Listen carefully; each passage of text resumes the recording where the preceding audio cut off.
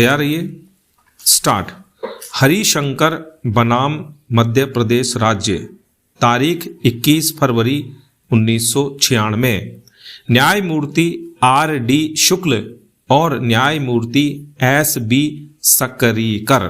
Para.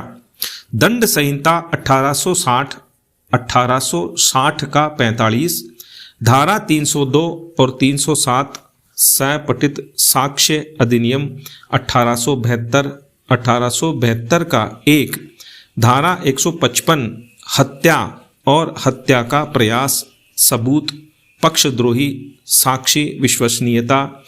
ऐसे साक्षी के साक्ष्य पर तभी विश्वास किया जा सकता है जब ऐसे साक्षी के साक्ष्य की अन्य स्वतंत्र साक्ष्य से संपुष्टि होती हो। स्टॉपेरा। दंड संहिता 1860 का 45, धारा 302 और 307 सपठित साक्ष्य अधिनियम 1872 का 1, धारा 32 हत्या, हत्या का प्रयास, सबूत, मृत्युकालिक कथन, मृतक द्वारा गंभीर रूप से आहत होने के बावजूद अन्वेषण अधिकारी के समक्ष विस्तृत रूप से कथन किया जाना, विश्वसनीयता।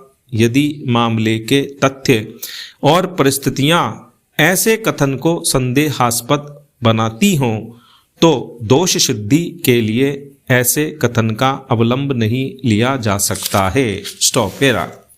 अपीलार्थियों को तारीख 16-17 अगस्त 1987 की मध्य रात्रि में बाबू खां पुत्र मनीर खां की हत्या करने और रंगलाल अभियोजन साक्षी 7 की हत्या करने का प्रयास करने के लिए भारतीय दंड संहिता की धारा 302, 307 के अधीन दंडनीय अपराधों के लिए दोष सिद्ध करते हुए प्रत्येक अभियुक्त को भारतीय दंड संहिता की धारा 302 के अधीन अपराध के लिए आजीवन कारावास भोगने और 20,000 रुपये के जुर्माने का संदाय करने तथा भारतीय दंड संहिता की धारा 307 के अधीन अपराध के लिए 10 वर्ष का कठोर कारावास भोगने और 1,000 रुपये के जुर्माने का संदाय करने के लिए दंडाधिष्ट किया गया था। जुर्माने का संदाय करने में व्यतिक्रम करने पर अपीलार्थियों को क्रमशः 4 वर्ष और 1 वर्ष का कठोर कारावास भोगने के लिए भी निर्देश दिया गया था। स्टॉप। अपनी दोष सिद्धि और दंड से व्यतीत होकर अपीलार्थियों ने दंड प्रक्रिया संहिता की धारा 374 के अधीन ये अपीलें फाइल की। स्टॉप। अपीलें मंजूर करते हुए पैरा अभी निर्धारित। चूंकि साक्षी खादिम हुसैन और रंगलाल को अभियोजन द्वारा पक्षद्रोही घोषित किया गया है, इसलिए इन साक्षियों द्वारा अभी कथित तथ्य पर तभी विश्वास किया जा सकता है जब इन साक्षियों द्वारा अभी कथित तथ्यों की अभिलेख पर उपलब्ध अन्य स्वतंत्र साक्ष्य से संपुष्टि होती हो। स्टॉपेरा। अन्वेषण अधिकारी D.K. जैन ने भी अपने कथन में यह कहा है कि तारीख 17 अगस्त 1987 को प्रातः लगभग 4:50 बजे मृतक बाबू खां ने घटना के संबंध में अपना कथन किया था। जब बाबू खां को पुलिस थाना भानपुरा लाया गया था। स्टॉप।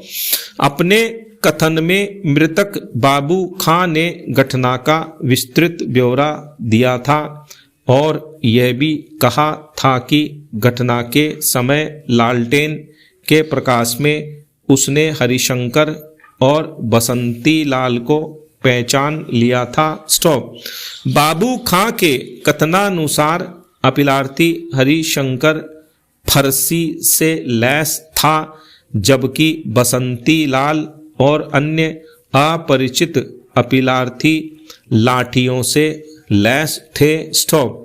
कथन को साक्ष्य अधिनियम की धारा 32 के अधीन साक्ष्य के रूप में समझा जा सकता है, किंतु यह सुनिश्चित करना आवश्यक है कि पुलिस अधिकारी द्वारा अभिलिखित कथन का किस सीमा तक अवलंब लिया जा सकता है। स्टॉप।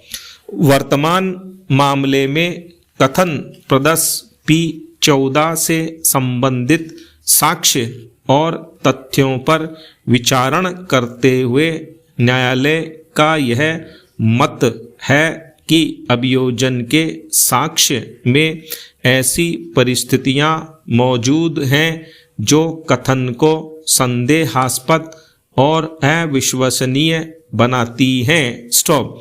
मृतक बाबू खां के सिर और शरीर के अन्य भागों पर पाई गई क्षतियों को देखते हुए यह बात संदेहास्पद बन जाती है कि क्या वह घटना के लगभग 3 घंटों के पश्चात जब कथन अभिलिखित किया गया था ऐसा कोई विस्तृत कथन करने की स्थिति में था। स्टॉप। न्यायालय के सुविचारित मतानुसार वर्तमान मामले में अभियोजन के साक्ष्य के आधार पर अपीलार्थियों द्वारा अपराध करने के संबंध में पूर्ण संदेह किया जा सकता है, किंतु विधि के सुस्थापित सिद्धांतों को दृष्टिगत करते हुए जैसा कि ऊपर कहा गया है, अभियुक्त अपीलार्थियों को मात्र संदेह के आधार पर उनके विरुद्ध आरोपित अपराध के लिए दोषसिद्ध नहीं किया जा सकता। विचारण न्यायालय ने केवल संदेह के आधार पर अभियुक्त व्यक्तियों को दोषसिद्ध किया है और इसलिए दोष सिद्धि का निर्णय और दंडादेश कायम नहीं रखा जा सकता और यह अपास्त किए जाने योग्य है। स्टॉप।